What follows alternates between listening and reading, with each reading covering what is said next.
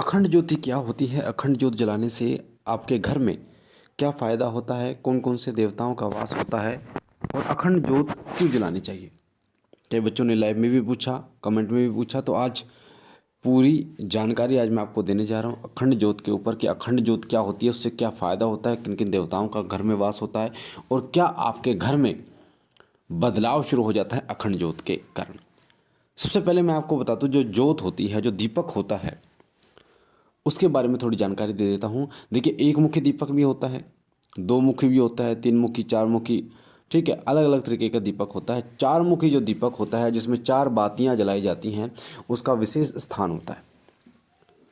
चार मुखी दीपक जलाने से देवता बहुत जल्दी आकर्षित होते हैं, बहुत जल्दी प्रसन्न होते हैं। विशेष रूप से किसी साधना को अगर आप कर रहे हैं या कोई विशेष ऐसा दिन है जो आपके इष्ट का दिन हो या जो आपके पूज्य हों, उस दिन आपको चार दीपक यानी चार बाती वाला दीपक जरूर जलाना चाहिए, जिसे चौमुखी दीपक कहते हैं। अगर हम बात करें दीपक की बाती की, तो दीपक की जो बाती इस्तेमाल होती है वो अगर रुई आप करते हैं तो वो भी कर सकते हैं, रुई कपास। पर अगर आप कलावे की बाती का इस्तेमाल करते हैं किसी भी दीपक के लिए या किसी भी देवता के लिए, तो वो सबसे अच्छी और सबसे उत्तम रहती है। कलावे की बाती का इस्तेमाल आपको करना चाहिए, उसको मलकर फिर आपको जोत जलानी चाहिए। अगर हम बात करें दीपक घी का जलाएं, तेल का जलाएं या किस चीज़ का जलाएं, तो देखिए आज के समय में जैसे शुद्धता का बहुत ज़्यादा दिक्कत होती है कि शुद्ध घी नहीं मिल रहा, शुद्ध तेल नहीं मिल रहा, और लोगों की जो आर्थिक स्थिति इतनी नहीं है कि वो घी का दीपक जला सके। जो लोग जला सकते हैं वो लोग जला सकते हैं देसी घी का दीपक। सबसे उत्तम जो दीपक होता है, सबसे अच्छा जो दीपक माना गया है, वो गाय के घी का दीपक। अगर गाय का घी नहीं मिलता तो भैंस के घी का दीपक। अगर घी नहीं है, आर्थिक स्थिति ऐसी है, तो आप तिल के तेल का दीपक किसी भी देवता के लिए जला सकते, किसी भी देवता के लिए तिल के तेल का दीपक सबसे उत्तम रहता है। अब हम बात करते हैं कि अखंड ज्योत जो जलाई जाती है वो 1 दिवसीय भी होती है, 3 दिवसीय भी होती है, 5 दिवसीय, 7 दिवसीय, 9 दिवसीय, 11 दिवसीय, इस तरीके से भी होती है। 41 दिन, 108 दिन की भी होती है। अगर आप मात्र 1 दिवसीय भी अखंड ज्योत संकल्प लेकर जलाते हैं, संकल्प के बारे में मैं पहले ही लाइव में बता चुका हूँ, वैसे भी बता चुका हूँ। संकल्प लेने से आपके इष्ट बहुत जल्दी आपके साथ आते हैं। संकल्प लें, जिस भक्त को आप साक्षी मानते हैं उस भक्त की शक्तियाँ, वो भक्त जिन शक्तियों की उपासना करता है वो शक्तियाँ बहुत जल्दी, उनकी ऊर्जाएं बहुत जल्दी आपके पास आती हैं, बहुत जल्दी आपकी विनती स्वीकार होती है। तो इसलिए आपको संकल्प लेकर जरूर जलाना चाहिए। और विशेष रूप से जो आपके इष्ट का दिन होता है, आपके बाबा भोलेनाथ इष्ट हैं तो सोमवार का है, मंगलवार हनुमान जी का है, अगर आपके इष्ट गणेश भगवान है तो बुधवार का है, शनिवार माँ कालका का है, शुक्रवार माँ दुर्गा का है। तो जो आपके इष्ट के अनुकूल दिन है उस दिन तो जरूर जरूर एक अखंड दीपक जलाएं। अखंड दीपक यानी सुबह नहा धोकर आप जलाते हैं उस दीपक को, रात के 12 बजे तक जलना चाहिए। तो ये 1 दिवसीय होता है। और एक होता है 11 दिन का भी होता है, जैसे नवरात्रे आते हैं तो 9 दिन अखंड दीपक जलाया जाता है। और नवरात्रों में तो विशेष कृपा मिलती है, क्योंकि नवरात्रों में माँ की समस्त शक्तियाँ धरती लोक पर वास करती हैं। तो अखंड दीपक से फ़ायदा क्या होता है वो सुनिए, और फिर मैं आपको बताऊंगा कि अखंड दीपक जलाया कैसे जाता है। कई लोग परेशान हो जाते हैं, कंफ्यूज हो जाते हैं कि हमारा दीपक बुझ गया है तो कैसे जलता रहे 9 दिन 11 दिन तक हमारा दीपक, अखंड दीपक, ऐसा क्या करें। तो सबसे पहली बात, अखंड दीपक जलाने से क्या होता है, आपके इष्ट की विशेष कृपा मिलती है। जो ऊर्जाएं मान लीजिए 2% आपके पास आ रही थी, वो 10%, 20% आपके पास आना शुरू हो जाती है, यानी भारी मात्रा में आपके पास आना शुरू हो जाती है। अखंड दीपक जब आप जलाते हैं तो अखंड दीपक के माध्यम से आपके पितृ जागृत होते हैं, आपके कुल देवी और कुल देवता जागृत होते हैं।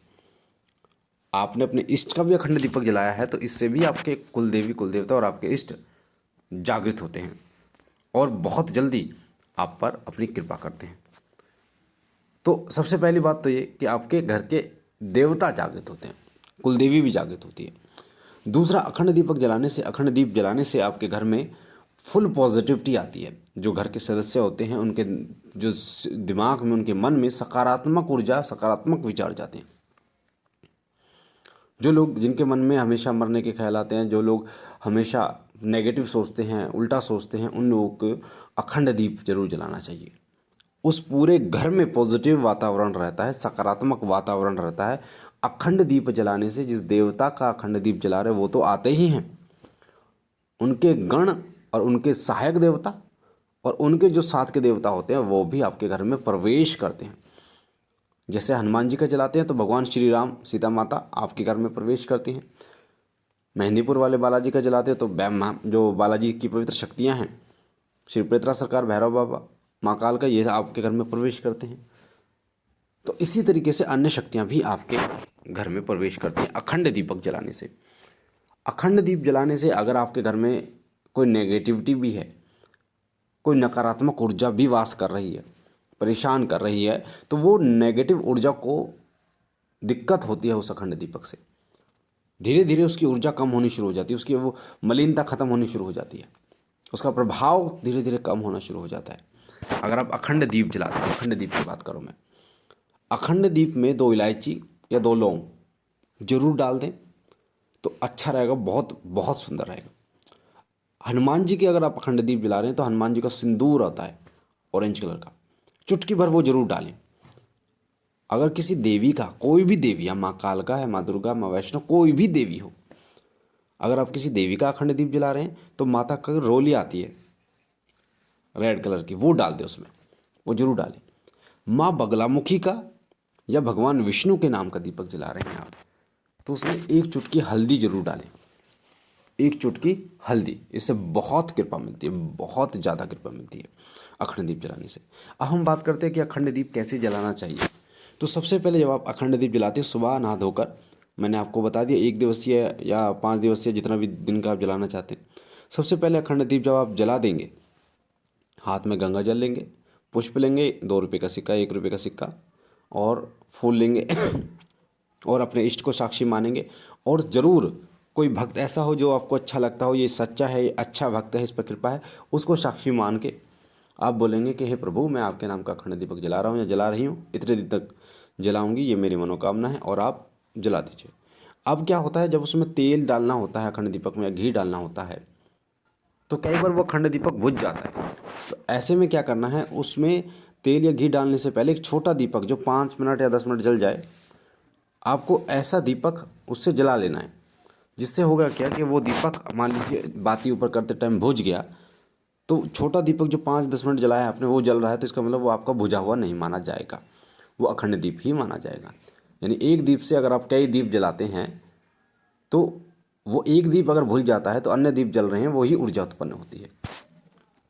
तो अखंड दीप में, जैसे हमारे घर में अभी बाबा का अखंड दीप जला हुआ है और वो अखंड दीप को लगभग 21 दिन हो गए, 20-21 दिन हो गए, तो बाबा की कृपा है, तो हम इसी तरीके से जलाते हैं और उससे बहुत ज़्यादा ऊर्जा उत्पन्न होती है। तो मुझे आशा है ये जानकारी आपको पसंद आई होगी। पहली बार चैनल पे है तो चैनल को लाइक कीजिए, शेयर कीजिए, सब्सक्राइब कीजिए और शिव कृपा परिवार के साथ जुड़िए। मैं बाबा भोलेनाथ से विनती करता हूँ कि वो आप पर कृपा करें, आपके घर परिवार पर कृपा करें और सदा आपकी झोली भरते रहे। हम मिलते एक नई जानकारी के साथ, तब तक के लिए ओम नमः शिवाय, ओम नमः शिवाय, ओम नमः शिवाय।